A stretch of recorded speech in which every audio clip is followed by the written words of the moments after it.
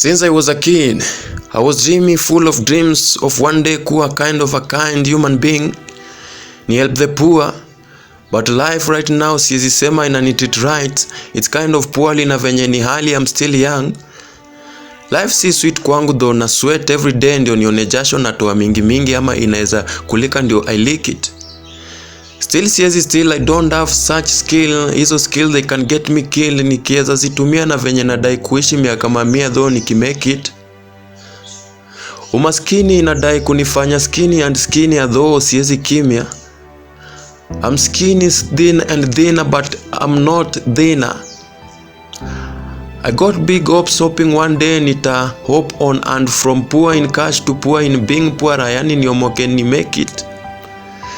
Chance ya kuomoka for me ni thin and thinny and still thinning. I'm looking and trying to make the chances in order for me to make it, ndo pia nipeane orders before ni grow older, at least for once. Na believe I will live this side of life, ni live in a better one, bila worry, cause I believe I'm a warrior not a warrior. I will fight through.